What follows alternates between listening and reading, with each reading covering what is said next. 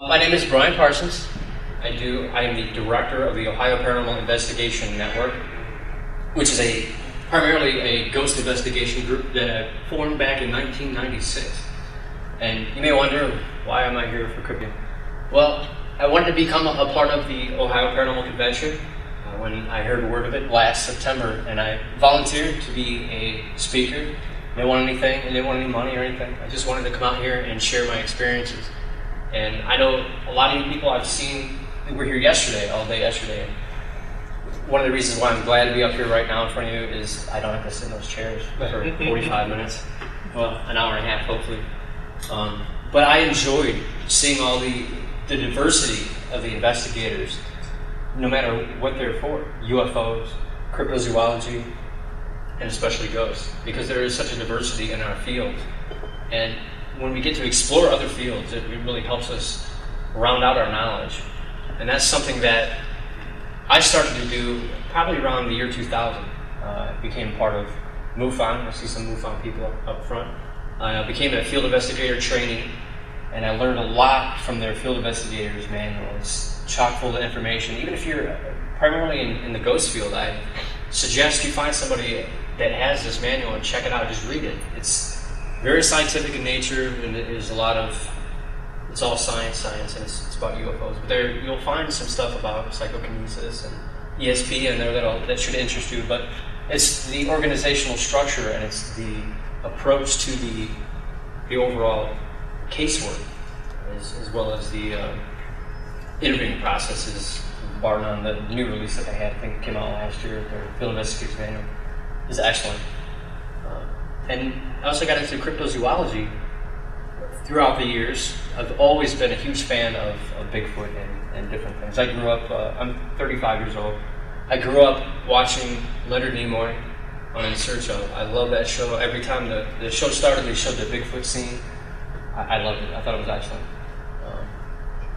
So for me to finally get into the field of cryptozoology, it took me a long time.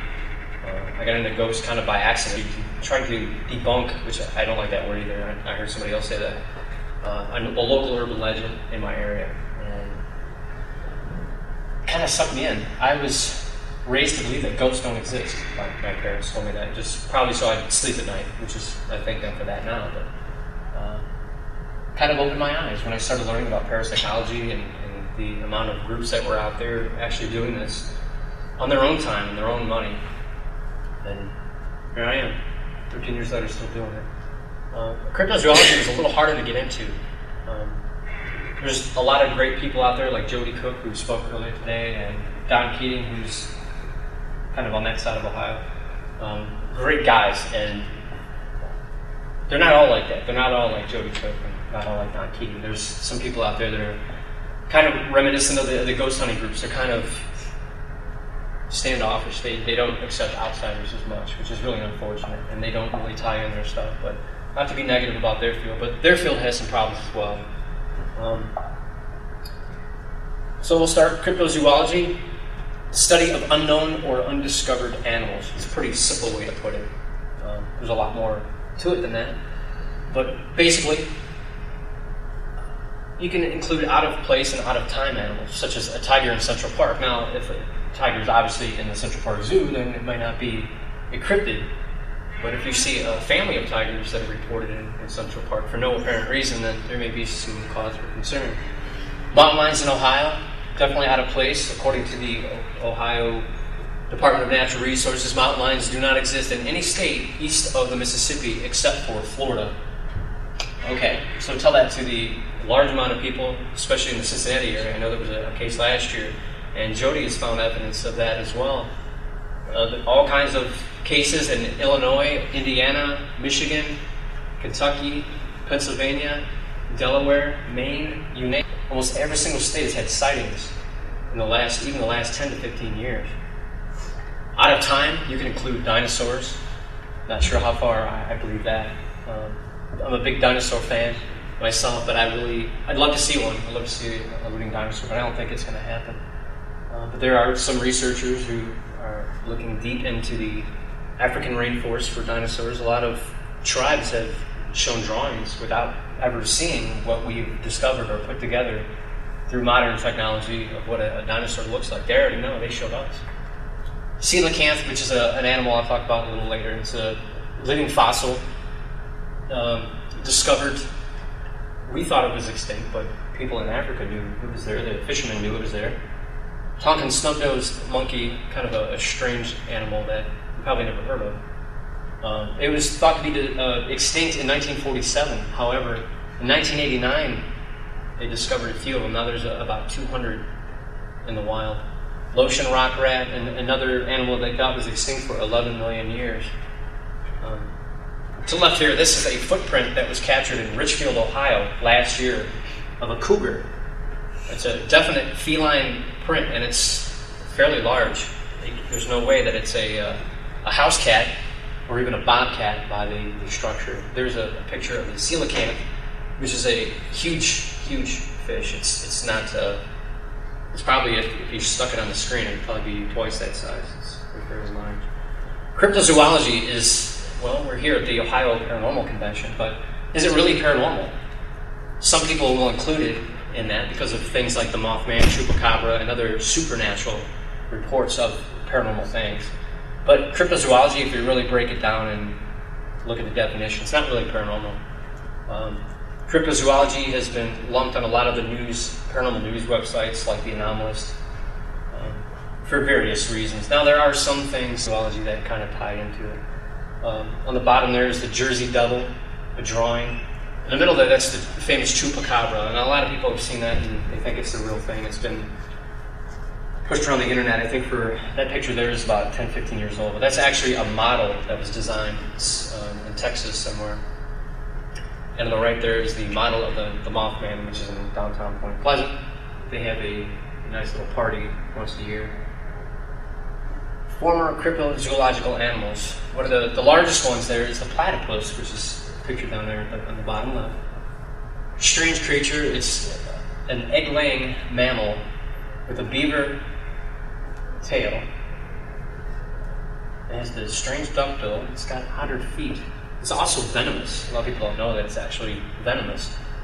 And the scientists who heard about this story, about this strange creature that is a semi-aquatic egg-laying mammal, they thought they were crazy. Whoever said that, you guys don't know what you're talking about. They even brought a specimen back and showed scientists in England, and they thought it was nothing short of the Fiji mermaid.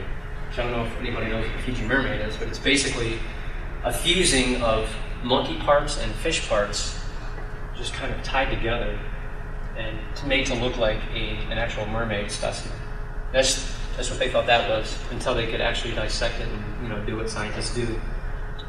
Other things are the mountain gorilla, Komodo dragon, and megamouth shark that were thought to exist, but they weren't sure. Komodo dragon they thought were land alligators until they were actually to again find them and cut them up. The okapi, which is photographed down there on the bottom right, is the only living relative to a giraffe. It was another animal that was thought to exist, thought to be like a jungle urban legend until they actually came across it. Pygmy elephant and purple kangaroo are also part of that list. I was talking about the Loch Ness Monster. I personally don't hold a whole lot of faith in lake monsters. It's not really something I think could really pull off. Even though it's a large, expansive area to hide, even we're talking Loch Ness, it's a long, thin stretch of water. Strange though, there's no documented sightings prior to 1933. There are some stories about that, though, that there were sightings in the 1800s, but nothing has really been truthfully uncovered or documented. Dozens of hoaxes have happened over the years, from photos, videos, planted tracks, fossils, a tooth, and even an animatronic animal was used at one point in the early 1900s or actually 1980s, I'm sorry, was used to try to fake people out that there was really something in Loch Ness.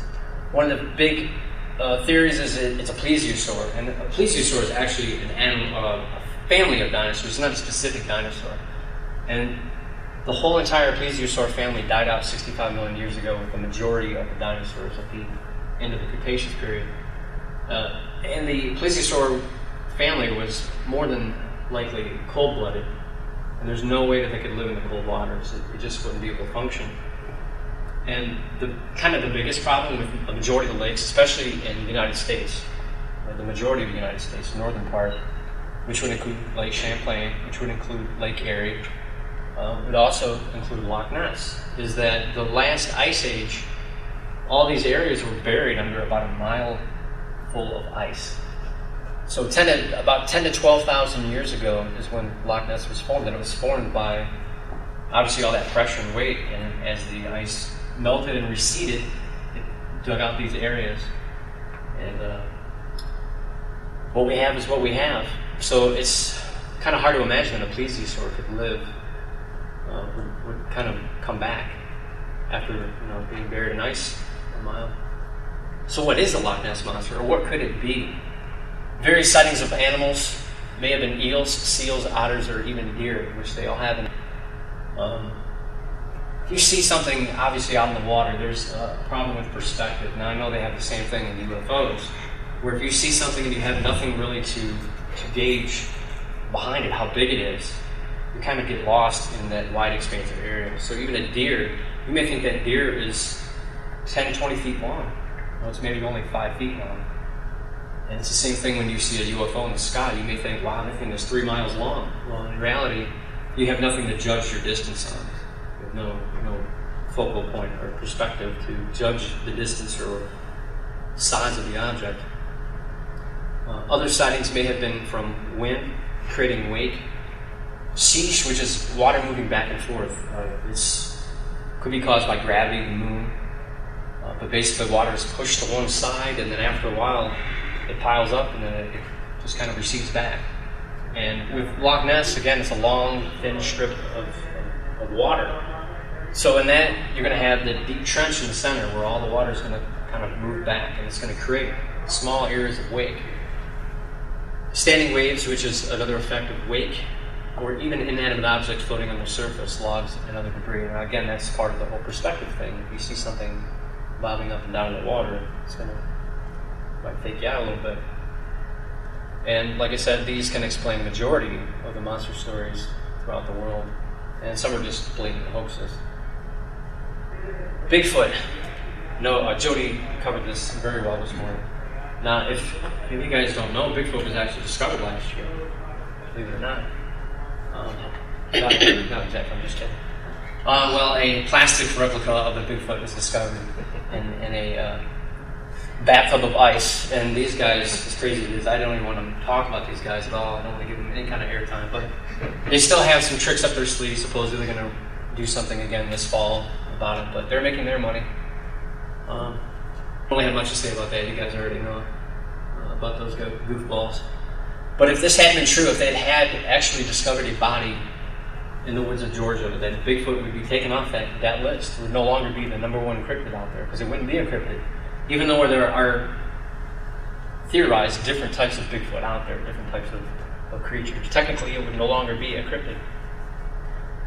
There have been dozens of hoaxes, including one of the gentlemen that was involved in this was at the root of some other hoaxes.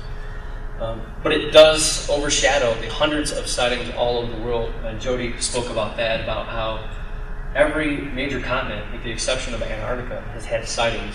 And even previous to modern people, the tribes that lived in certain areas, or Indians in North America, have had stories that go farther back than newspapers. The actual name of Bigfoot was first used in 1958 in reference to tracks that were found in the Bluff Creek, California area, even though it's come under some heavy scrutiny even to this day, that those tracks were actually fabricated. There was some evidence found of blocked feet that were supposedly used, but again, it's debatable. Sasquatch is the oldest term used in North America. That's what I get for reading off of that, huh? North America to describe these creatures. So that obviously predates the name Bigfoot. And here's an image of the frame number 352 of the famous Patterson-Gimlin film of October 20th. 1967, that was a long time ago. It was before my time. Strange as it is, even now, there's still huge debate about this film. There are still people that are tearing it apart, people that are looking at this and looking at that and looking at every aspect of this film, even though it's a fairly short film. But it's still probably the best if not the most highly debated piece of evidence for Bigfoot. And it's unfortunate that it was only. We'll talk more about that in a minute. There's other names for Sasquatch, Bigfoot. Again, Jody talked about some of these. The Yeti, which is the Himalayas, the mountains of Nepal and Tibet, which is also known as the abominable snowman. I have a tough time saying that, and I'm pretty proud of myself for being able to say that. Though the creature is typically darker, a lot of people, if you go to Disney World, they have a ride down there, and they have a big abominable snowman at the top, and it's all white. But most of the reports are actually dark, like the traditional Sasquatch. The Yowie is the famous wild man of Australia. Skunk ape in Florida, it's obviously called skunk ape because it stinks. And the theory behind that is because of the swampland and the area that they actually live in creates that scent. The Fouke monster, which was the basis for the movie, The Legend of Boggy Creek, pretty old flick. I don't know if anyone's seen that. It's pretty neat. It's actually. I got that movie, 16mm. So really, it's an excellent movie because it's pretty good. It's not. It's really a balance. So you hear that and you think, oh, it's just another crazy monster movie. But it's really a balance. There are actually people that are in it that actually saw the monster and actually replay their own parts in it. And yeah, there are actors, but they've held firm and true to the story, and they've tried to replicate things as close as they can. It's kind of crazy the monster they have in it. The music is pretty cool too. But it's outdated, kind of, but it's still, it sends chills down your spine because it's a local, kind of a localized story. And Momo the monster is from Missouri. It's another localized story. Old Yellowtop is a Canadian name for Bigfoot. It has like a stripe on its head of yellow. And there's dozens of other names from all continents, again, except for Antarctica, who's describing large, hairy creatures. And there's other names that describe human size, wild men covered in hair or just partially covered in hair, or even dwarf-sized wild men. You don't hear much about those. But they exist and they're out there. People are seeing them. There should be something to it. Reflect back quickly on the lake monsters. There's a huge list. I would be up here all day showing you the list of the names of all the lake monsters. There's 60 or 70 just in North America alone. Even these names, there's dozens of names that describe all types of creatures. This map is taken from the BFRO, which I don't know if anyone is aware of, the Bigfoot Field Researchers Organization. They are the biggest and baddest cryptid organization out there. However, they're not the most respected, and there's reasons for that. In order to become a member, you have to shell out your own money to go camping with them. I think it averages, it used to be 300, I think it's more than that. You go camping with them, you have to provide all your own food, all your own shelter, everything, and your own transportation. You join up with them and you go romping through the woods with 30 or 40 other people, and that's it. That's all you get to do. This is a map that's really built on reports that they get, and it's their reporting system. Pretty much anybody that's belonging to them can just throw it in there. There's really no organizational structure, but it does provide a pretty good sense of what is really going on in Ohio. You have, obviously, the majority of the east side of Ohio here is mostly covered. There are some expanses over here, but some of the researchers I've talked to, they don't know where all these sightings are coming from or what's going on.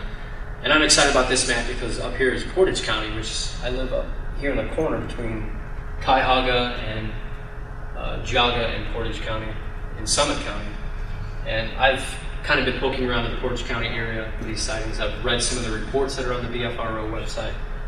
Kind of some fantastic stories, but nonetheless, that's kind of my stomping grounds. You got Jody who's down here and Don Keating here. I'm not putting myself with those guys. My eyes are well above me, and I look up to both of those guys. But that's kind of my stomping ground, so as to say.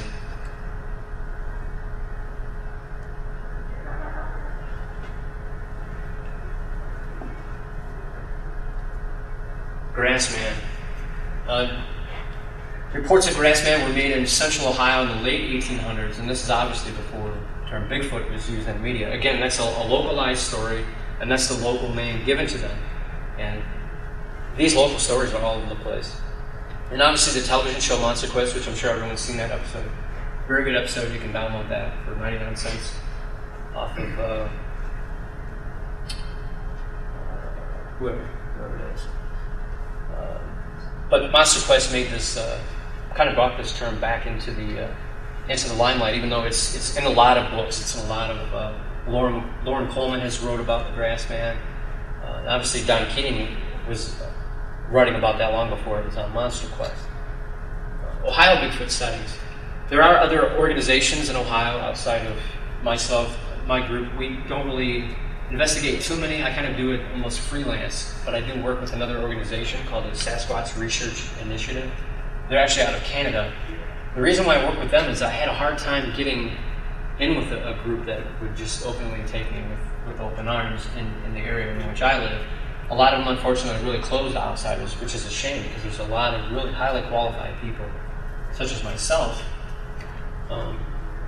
because I think I'm one of them. They're not only broken up like that, but they also don't bind the reports together, which is highly unfortunate. When you're talking about UFOs specifically with MUFON, there's only a couple of organizations that actually take sightings. But it's critical, I think, especially in UFOs and Bigfoot sightings, when you're talking about a regional expansive area, to take sightings and bring them together and share them so that people know, hey, this was seen here one day and here another, so you can track the movement. And when you're talking about wild animals such as cougars, a cougar can range 500, a male cougar can range about 500 miles just in its own home range, and he can do that in a couple of weeks very easily. So we're talking about Sasquatch or Bigfoot or Grassman. To track that, I think, is important if you were to bind different organizations together. I think that's one critical thing missing from them. And the UFO field, I think, does a very good job of that and makes their reports readily available, despite there's more than one group doing it, which I don't think is a problem, but they bind their reports together. They make them available for the public, which I think is very important in these fields. Sasquatch Triangle, that's Don Keating's stomping ground, which is the area around Salt Fork, Coshocton, Newcomers Town. Large number of sightings. The map I showed you in Ohio, I think, is a little wrong because I think his area should be bright red with the number of sightings. This here actually came from Wikipedia. This is the United States, obviously, and Ohio is one of the top states. And I know Jody talked about we're moving our way up. This map is actually about 7 or 8 years old. But Ohio here, as you see, we are one of the top states in Bigfoot sightings and continue to climb up that ladder. Our neighboring state of Pennsylvania also has a lot of sightings, and I think that they should be moving up the map as well. So investigating Bigfoot and cryptid sightings. Figured I'd talk about that a little bit, just so you guys kind of have a little idea. It's not too difficult, obviously. Just get out in the woods, right? Before you investigate, know the land. And I'm not just talking about looking at a map and knowing what's around you, what cities are around, but what animals are found here. Become aware of the sign. Sign is more than just tracks. It includes scat, which is poop, and regular behavior and appearance. And I say appearance because consider the deer. The deer changes color throughout the year, the coat. And it's been theorized, I don't know about Ohio as much, I've read a lot about Canadian Bigfoot sightings, Sasquatch sightings, that they've noticed that the fur seems to change color throughout the year. And they think that may be something that could be happening in Ohio. So if you're aware of what animals look like throughout the seasons or what they do, how they behave, where they go, it'll get you a leg up by you're being out in the field and you'll know already, you'll see something and you already know what it is. So kind of take that factor out of the equation. Yes, that was a bear. I heard somebody wish for that. The first one, the track on the left. The middle one's a raccoon, and the right one is a skunk. Hope I didn't forget. Yeah, that's right. But the more you get to know the basic tracks, of course, you're not going to see too many bear. Although we had one in our home, near our hometown, last week that created a big stir. when you're dealing with cases and you're dealing with clients, it's important, obviously no matter what field you're in. If you're in the ghost field, if you're in the UFO field, and especially in the cryptid field, for obvious reasons, follow up immediately. Preferably by phone. And what I mean is, a lot of ghost groups or whoever will set up a way to get in contact with them. And usually a lot of that work is done by email. Now, email is pretty anonymous. But if you have a phone number, you have a name, you have an address, you have something to go on. I know it sounds creepy that I kind of research people that I deal with or clients, but it kind of eliminates potential for fraud and fakery, trickery, or people just pulling your leg. It saves you your time to doing your homework. And document everything. If you contact someone, write down why you contacted them, or what was stated, what was said. So you can go back later on and evaluate the state of the case. Does the sighting make sense? Does the area seem to provide good cover for the animal, as well as food and water? I saw Don Keating speak last year, and he provided an example. He had a woman call, said she saw a Bigfoot outside the back of her window, or outside of her window. And he was all excited. The case seemed pretty straightforward. And he got her address, and he looked on Google Earth, and she was right outside the city limits of Columbus, and surrounded by towns and shops and whatnot. So he wasn't completely convinced that her sighting was legitimate. Get to the site as quickly as possible. Well, that seems pretty common sense, straightforward, right? Obviously, when you're dealing with a cryptid sighting, you're going to have evidence. You could have tracks. That isn't, unless there's been rain in the area or other weather conditions that have taken away that evidence. Wind, snow. Check for sign, print, scat, etc. if the sighting is current. Obviously, if it's more than a couple of days old, a track is only going to live a couple of days, again, depending upon weather conditions. So the quicker you can get out there and document everything and really thoroughly interview somebody, the better chance you have of walking away with some good evidence. Ask neighbors to the area if they observed anything out of the ordinary. Don't ask them if they saw Bigfoot. I know a guy who, I think he was in Kentucky, made that mistake. I read his blog. Kind of caused a little panic, and they thought he was crazy at the same time. Just common sense. Just you don't want to start panicking and scare people into thinking, oh my goodness, there's a Bigfoot running around my neighborhood. And you never know what other people might have seen in the area, down the street, across in another neighborhood. People might have seen stuff and they just didn't report it. Or they might have reported it to somebody else. Ask other researchers if they've seen areas in that setting, or settings in that area. I know that if anybody called Jody Cook and said, hey, have you seen anything in this particular city, he'll tell you. I know I would tell you. I know Don Keating would tell you.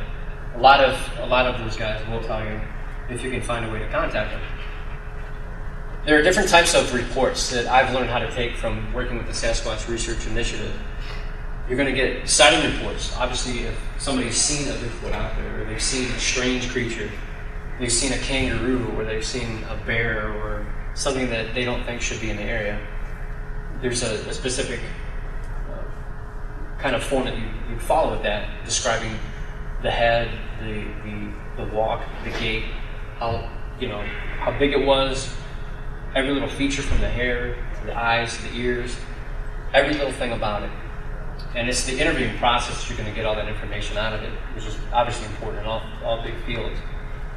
Track sighting is another one where they obviously just saw a track and didn't see anything else, which those are still, I think, critical because you can obviously track an animal that way. An animal attack, that's like if somebody's dog got torn apart, unfortunately. Obviously, it could be a different kind of animal. You may need help with that by the zoologist or somebody else who's knowledgeable in different kind of predator animals.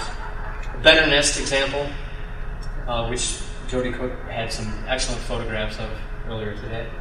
A hair sample, which is kind of hard. I've read a number of stories of people who have gathered hair, and there's really not a whole lot you can do with it because it comes back inconclusive because there's no other Bigfoot or animal that we've already captured or categorized by DNA to really go up against that sample. So hair, as cool as it is to collect, really not going to add too much to science right now. Rock throwing or vocalization are other potential reports you'll get. rock throwing sounds pretty scary to me. And the vocalization, there are some animals that actually there's, I forget the name of the owl, but there's an owl that when I go backpacking in Pennsylvania, it always scares me because they sound just like a woman crying, and which is very reminiscent of some of the vocalizations heard by people who are in heavy Bigfoot country. I threw this in here to give a little bit of evidence of the cougar thing, which I'm really heavy on studying. A lot of people are heavy on Bigfoot, but I'd really like to prove the state government wrong, that cougars are in Ohio, that there are these ambush predators out there, and they're not here because somebody had them locked up in their backyard as a pet, and they're not here because they escaped. I think they're here because they're taking back the land that they used to have. Obviously, deer were gone out of the state. 1804, deer were extinct in Ohio, believe it or not. And through restocking programs and natural progression, deer have come back. So why couldn't the natural predator come back as well? On the left there is a canid print. So basically a dog print. And you see at the top there the claws are showing. The claws are even at the top. Now with a canine or a feline, it's kind of hard to tell with the white example, but the one on the right there, it's you'll notice at the top the toes are not even. And a good way to look at that is look at your own hand. If you put your hand face down, and notice on your left hand, your middle finger is a little taller than the other. So that will tell you that track there is a left front paw. Well, it's a left paw, but that is a left front paw. Some other differences is the lobes down here. You'll notice the lobe only has 2 parts on the bottom, where a feline will have 3. And at the top here, there's a little indentation. Cats don't use their claws when they walk. That's a huge thing between a dog and a cat. Dogs sharpen their claws by walking and using them. A cat, they hide theirs. They don't utilize theirs unless they're taking down some prey. So that's going to be your biggest difference between the two. That's really hard to see when you see. I've tried to study as many tracks as I can, because when you see them out in the wild, it's really, really hard to tell what they are. I've seen 1 million dog prints, so getting a dog print now is pretty easy. But when you see a big cat print like that, you can pretty much tell what it is right away, because you don't see the claws. And you can tell by the lobes down here. Very, very important.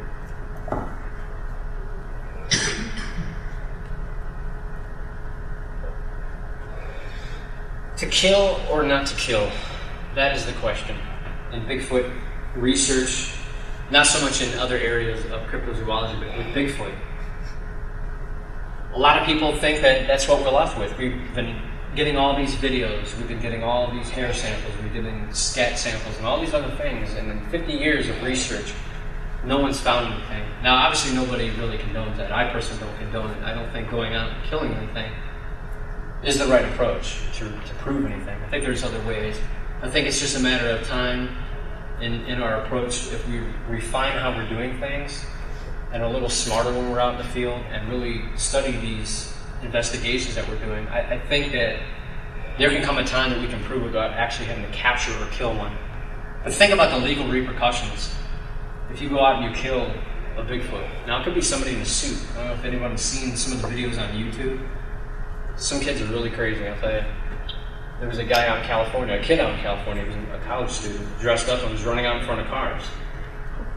I don't recommend that. It's kind of crazy. I'm surprised he wasn't hit by a car or caused an accident, to be honest. But even if it's not a person in a suit, it's a real Bigfoot. I mean, is it a person? Is it part of the human species? No. If you kill a part of the human species, just think about all the groups that are going to come out and attack you for what you've done. You know, you may think that, hey, I'm going to be on the front page of the newspaper, or I'm going to be on CNN. Well, great, but then all these organizations are going to come after you.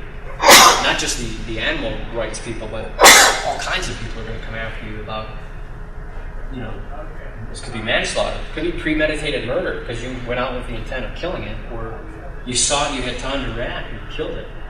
Another big problem is how do you get a huge body out of the woods? 405-pound body?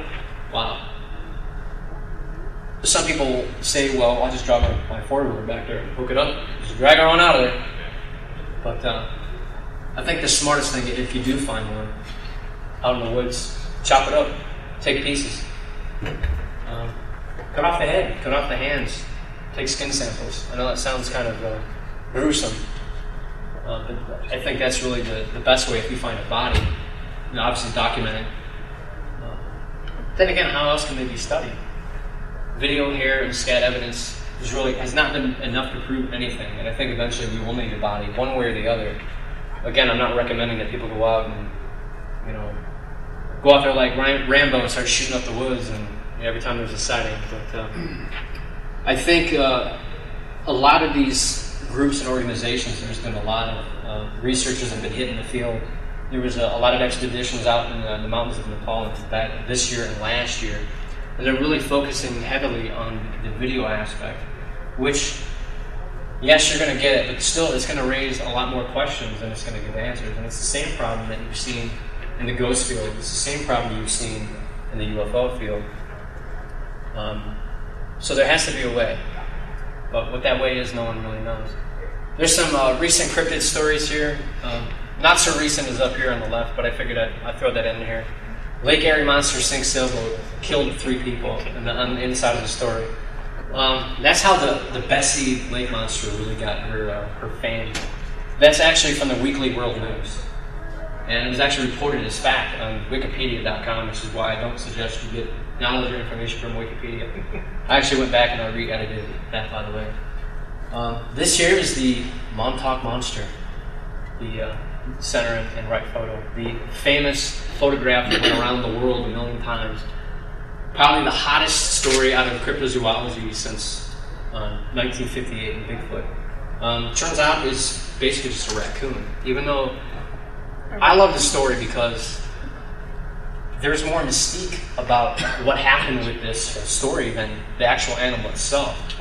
I could go on and on about it for like an hour telling you about this story, but basically the original body disappeared. It was in someone's backyard and it disappeared. And then supposedly reappeared somewhere else. A company was making a movie about strange, I think it was something with the circus or whatnot, but they claimed to have the body. And then supposedly another body showed up earlier this year. Crazy stuff. Down here, this is a recent sighting. I want to say May 31st of this year. This is the famous Chessie right there.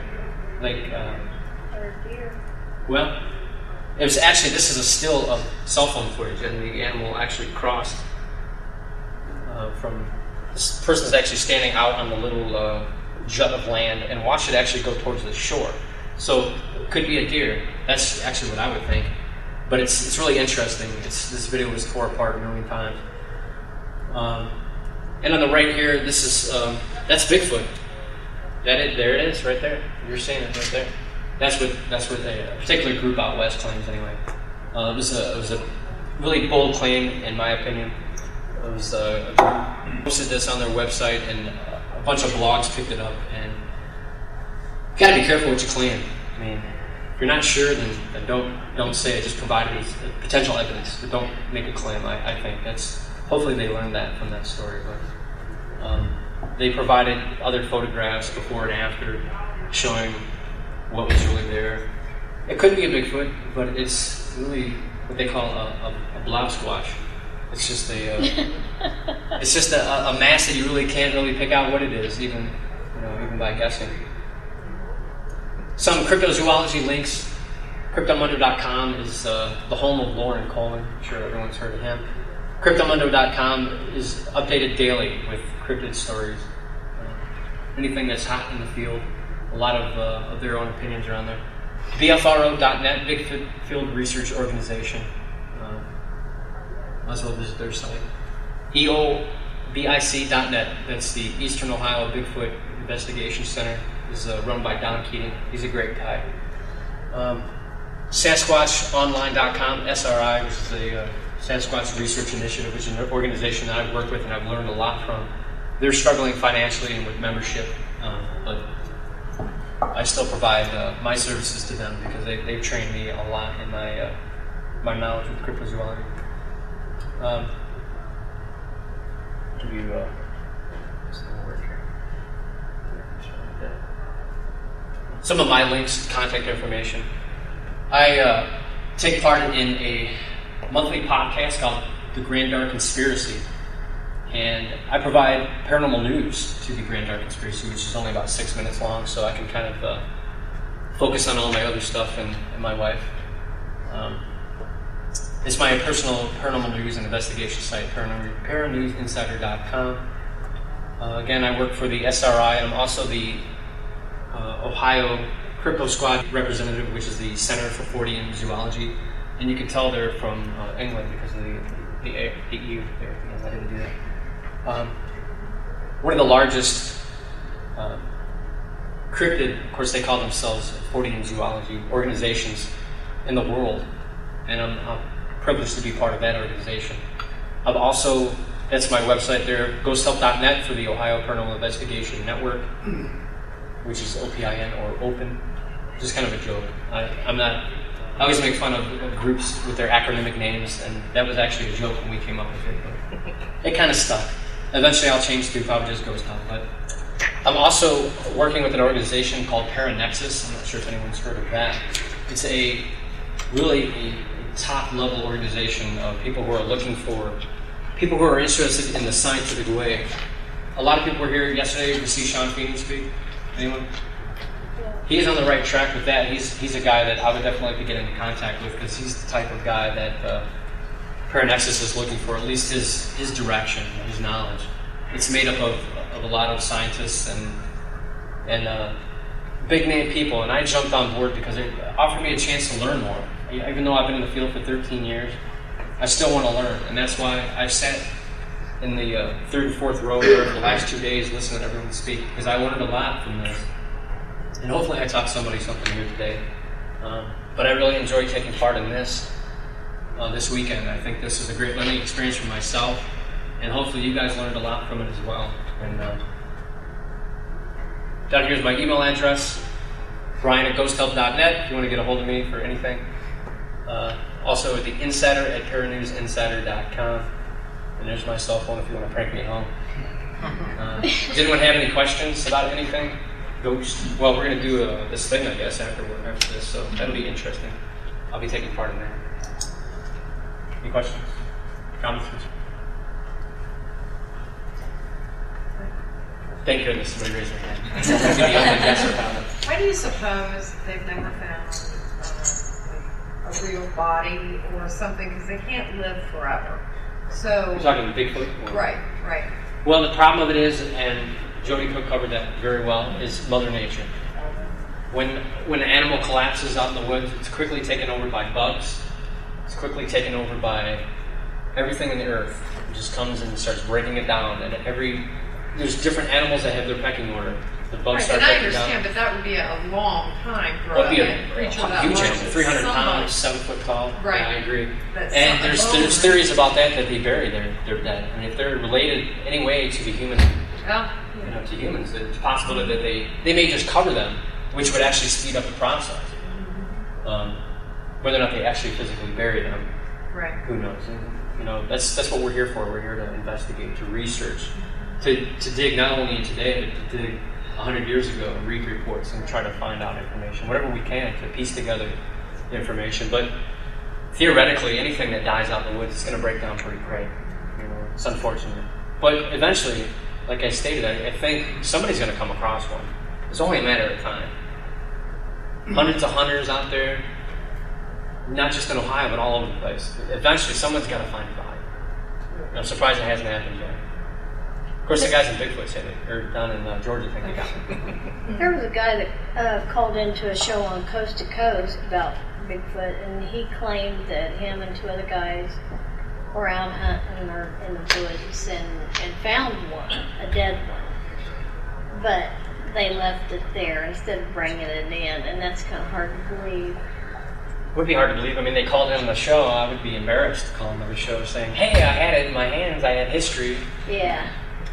Could have been on the cover of Time magazine, I would be embarrassed. Well, I would have probably taken body parts with me, though. And do what I had to do. As squeamish as it sounds, I would have done something. But it's unfortunate. But who knows? I mean, they could be truthful, but you see something like that, it might freak you out. I mean, you've seen other ones laying there in the ground, but who knows? Probably the quickest. Yes. Yeah. In the early '70s, it was like an urban legend of like a Bigfoot, smelly hairy guy like in the Jefferson Township area. Which site did I hit to try to find out some information about that? You might want to contact Don Keating. Don is he's been around since the '60s investigating Bigfoot. He probably have a lot of stories or information for you. That's that's more here in the Dayton area. Oh, it's Don. Well, yeah. I don't know. He might have some information. In my opinion, he's a leading expert in Ohio at this time. He's been around for a long time. I don't know if anyone's ever met him. He's kind of gruff. He's a country boy, but I respect him. He's done a great job. But I would definitely get a hold of him and ask him some questions. A couple years ago, there was a lion supposedly sighted outside of Columbus. I don't know whatever happened to that. Do you remember? There's a lot of sightings in, I want to say, West Virginia as well, about an actual pack of lions. I haven't heard anything in about a year and a half. But a lot of times it's just an escaped animal. A lot of people have exotic animals. And if you only see one, the odds are, those are pack animals that are going to travel together. So if you see one, the odds are you're going to see another. If you only see one, like a cougar, they travel alone, which is good and it's bad because, like I said, they travel 500 miles. That's their range. A male. A female is a little less, is about 200-300 miles. So, the state parks, they don't exist here. They just one wandered in or one was dumped off. Well, how do you know? They have a huge range. So, I have a theory about that too. About out west, how they're redoing all the wolves. People hear all these stories. They're doing some stuff about wolves on television. Now, wolves and cougars, they don't get along. They don't like each other.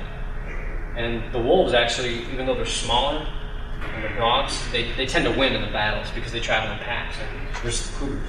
So my theory is they've been doing all that out towards Montana and North and South Dakota, that area.